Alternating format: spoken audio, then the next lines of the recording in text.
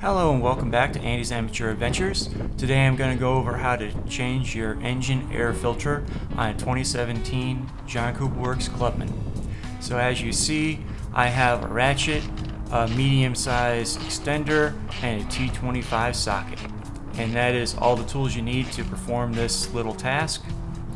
And there are three Torx bolts that hold the air filter in place. It's not like other cars where you can just pop it open and change it easily. You actually do need a couple of tools to do this one. And this one, as you will see here in a second, gives me a little bit of trouble. It starts turning normally, but then it doesn't have enough torque left on it, and every time I move my ratchet back and forth, it tightens it up and loosens it straight back up. And it's in a little bit of a tight position where I can't actually grab on the socket extender to keep it from going backwards whenever I ratchet it back, which is unfortunate. So it took a little bit of trouble to get this one out. One good thing about these Torx screws or Torx bolts, whatever they're called, is that they are actually recessed and held in place. So whenever you get them loose, they will not fall around. You don't have to carry them around. They will stay in the top part of that cover. And as you saw, my T25 socket bit did fall off, and I had to go back and get that a little bit later. But that was the second one, and it's done. And now I'm grabbing a different T25 socket because I go and grab the one that I dropped after I get done with this little project.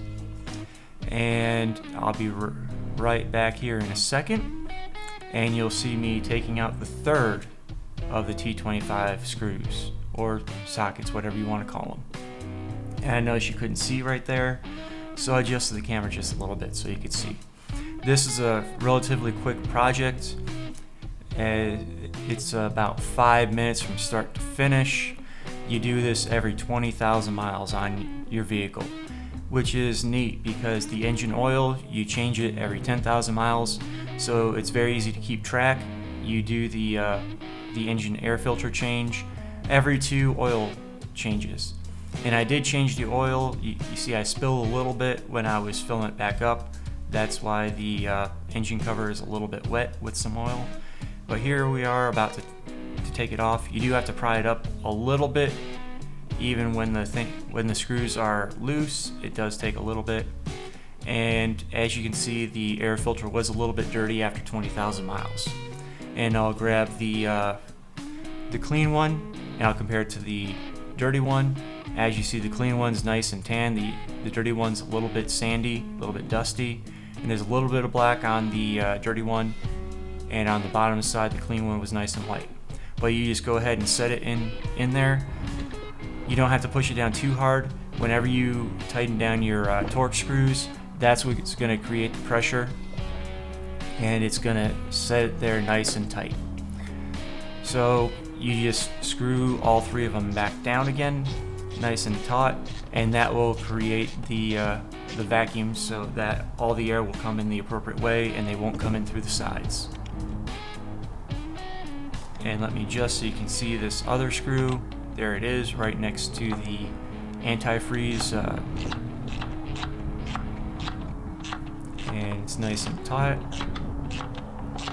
And we're almost done with this project. Just one more screw to tighten down after this, and we'll be done. But for those of you that don't know how to open the cover, just go underneath the driver's seat. There's a little handle there. You pull it once, and you'll hear the front hood pop, and then you pull a second time and it unlatches, and it's sitting right there in the driver's well, just opposite of the brake pedal and the gas pedal. And there, that is tight, and that is all 3 of it secure, and we are done with this project.